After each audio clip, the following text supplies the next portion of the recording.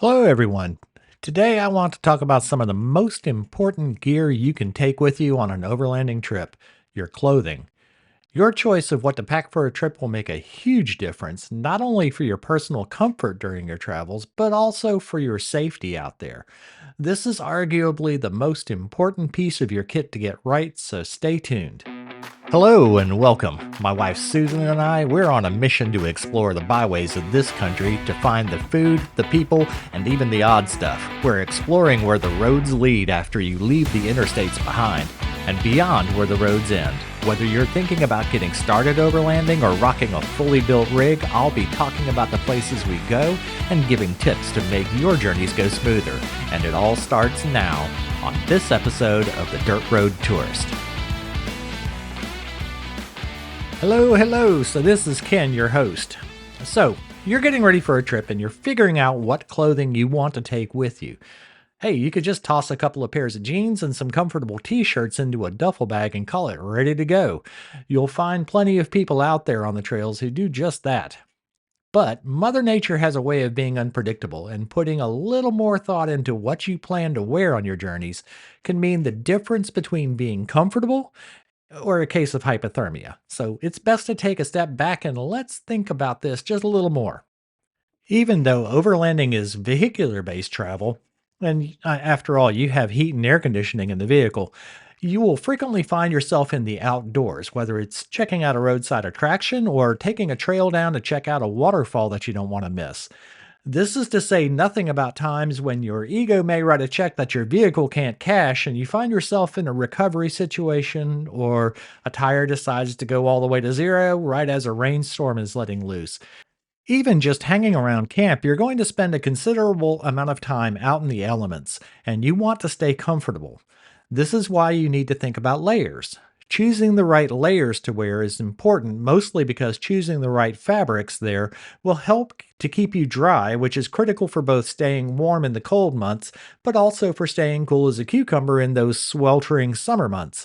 Your layers are typically going to consist of a base layer, an insulation layer, and an outerwear layer. And we'll also talk a little bit about foot gear and accessories. In order to break this down a little and keep this podcast tidy, I'm going to break down layering strategies for winter, summer, and I'll lump fall and spring into a single discussion, as the weather and temperature scenarios you're going to need to be ready for will be similar for both. And since it's February as I record this, why don't we start with winter? So in winter, the name of the game is staying not only warm, but most importantly, dry in cold and snowy conditions. For base layers, what you want to consider are things like heavyweight merino wool or synthetic fleece lined tops and bottoms. Although with fleece as a base layer, I'll usually still go with one of the performance fabric t-shirts or a thermal underwear layer underneath. It's less prone to be itchy and it provides a nice moisture wicking layer right next to the skin. For outerwear, you're looking for a waterproof insulated jacket, and this is where you want to skip the heavier fabrics like wool and go for something like a good quality puffer or a down parka, depending on where you are and what temperatures you expect to encounter. Being based in the South, I have a lightweight puffer jacket that rolls down small and will fit into a little drawstring bag. So if the afternoon temps start to creep upward, I can shed my jacket and easily stuff it into a day pack without it taking up too much room. Some good examples of some of the parkas would be something like the Patagonia Fitzroy down parka. That's a really good one. You want windproof and preferably waterproof pants. These are a must, particularly if you're expecting to encounter snow. There is nothing more uncomfortable or more dangerous than a pair of denim jeans that have gotten soaked and the mercury starts falling on you. I lean heavily on some tactical cargos from a company that's named CQR for my outdoor forays. They're breathable, ripstop fabric. They have a comfortable waistband with just enough give and provide plenty of pocket space, which you can never seem to have too much of in camp.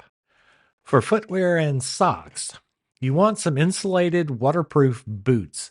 And there are too many out there for me to get into comparison on brands, and this podcast is more about considerations on what to take with you rather than specific gear reviews.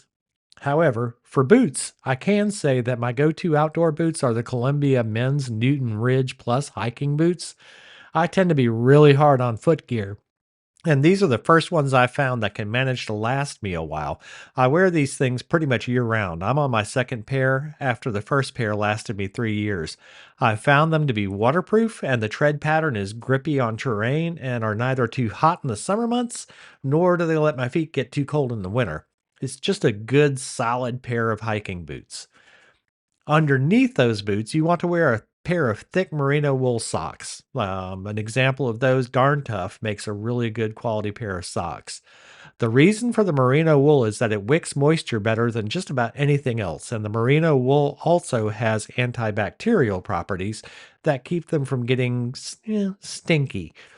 When you're sleeping in a space as confined as a tent, that feature tends to get kind of important. For headgear and accessories, you want something like an insulated beanie, a balaclava, waterproof gloves.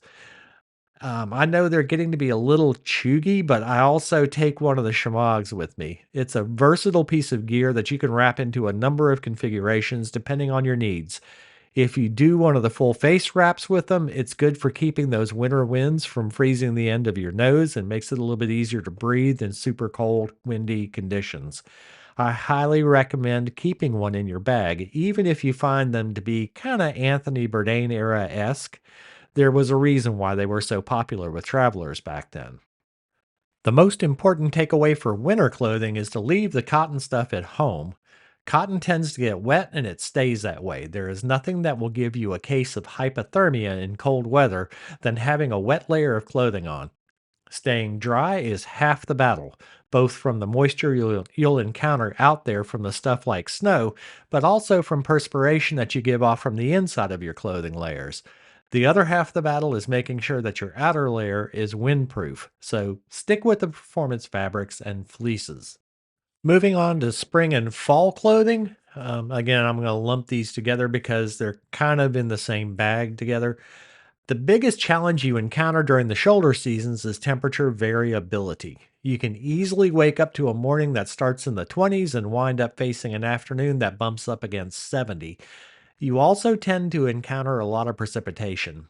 So, your base layer for me is going to be a performance fabric t shirt, and I'll layer up from there depending on what kind of day I'm facing. I might throw a merino wool pullover on top of that, or perhaps a fleece of some sort, and then my puffer jacket for the cooler mornings. No matter what kind of temperature swings I encounter during the day, I'm always going to be able to pare that combo down to something where I'm comfortable. For outerwear, you want to be sure you're always packing some sort of rain gear. Even if it's something like a set of frog togs, which fold down to practically nothing and you can stuff it into a corner of a day pack, you want to be ready for the skies to open up at any time. Again, the name of the game is staying dry. Even temps in the 60s can get to be dangerously cold if you're wet. For a rain shell, frog togs will work, but a better choice is going to be something that's more breathable. Something like the Arc'teryx Beta, that's a good choice for a breathable rain shell. I also make sure to keep my trusty Columbia fleece jacket with me during these seasons. It's like the members only jacket of the 2000s, but it's just so comfy. For footwear, waterproof is still the name of the game, and I'll stick with my Columbias, but you do you. You can opt for a lighter pair of socks during this time of year, though something like the Smart Wool Hike Classics are a good choice. Outside of that, you'll want a hat to keep the sun off you during warm afternoons and the rain off your melon when the skies open up. This brings us to summer clothing. So, being prepared for hot temperatures and sun protection is the main considerations during this time of year. So for base layers, you want lightweight, moisture wicking synthetic or merino wool. These are going to be your choices when the weather is hot. While long sleeves may seem to be contraindicated, keeping a breathable long sleeve shirt with you is still a good idea, particularly if you're prone to sunburn. You want to look for UPF rated fabrics and make sure it's breathable or you're going to turn into a raisin wearing it. And just like in the spring and fall, don't put away that rain shell. You're going to need it. For footwear, a breathable pair of hiking boots is good for during the day. I'm not sure that the Columbias I stick with throughout the year are ideal for the hot months, but they're comfortable for me. and they provide great traction, so I'll worry less about my feet being hot than not having them come out from under me on a hiking trail.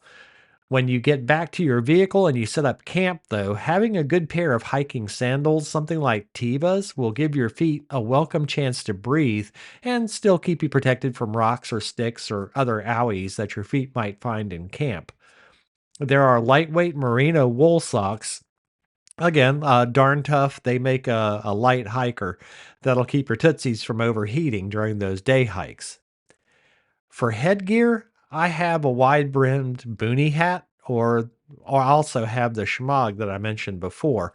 But, I really don't care about looking like a total goofball in the woods. It's pretty much the polar opposite of a social event. So, you know, depending on the elevation you're traveling through, or something like, say, the desert, you'll also want to keep a warm outer layer near to hand. Something like a light puffer jacket will come in handy in places where evening and overnight temperatures can really plunge.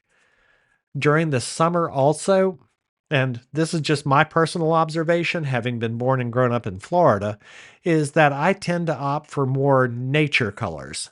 Think things like browns and tans and greens. And this is not because I'm trying to stay concealed from enemy troops, but because I'm trying to be a little less of a walking beacon to the local mosquito populations. Some muted colors and a good repellent will go a long way towards keeping you from turning in for the night covered in painful bites.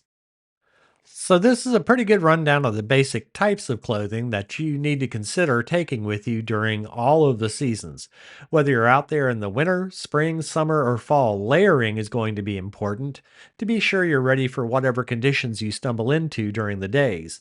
But due to how important your clothing is in terms of its performance when you're out somewhere that you can't just duck inside for a change or quickly cool off under the air conditioning or warm up by a heating vent, you want to make sure that you look for quality items of clothing. This is definitely a buy once, cry once form of your overlanding kit. Getting items that are durable is going to ensure that you're wearing clothes that are up to the challenge of an environment that isn't plush and upholstered. Your clothes need to be ready for anything the outdoors can throw at them.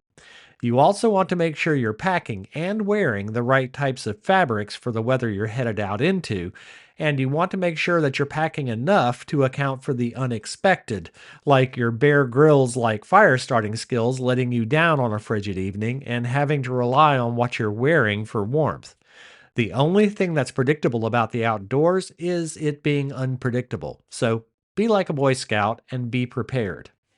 Hopefully, this gives you some ideas on what to pack with you for your next overlanding trip. If there are any really good go to items that you never head out without, hey, let me know about them.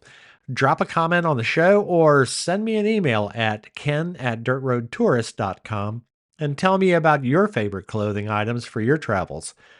That overlanding event I talked about a few weeks ago, the Southeast Overland Camping event being held at the historic Brushy Mountain State Penitentiary site, yeah, there are still tickets available. So if you haven't already checked out their site, head on over there now at tntoverlander.com. It's only 4 weeks away, and I'm really looking forward to going.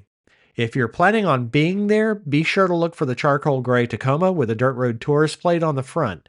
Say hi and that you heard about the event on my show, and I'll hook you up with a sticker pack. Be sure to hit the like or subscribe button to be sure you don't miss any of the episodes of the Dirt Road Tourist, and I'll look forward to talking to you next week. Until then, as always, have a great week and go see something amazing.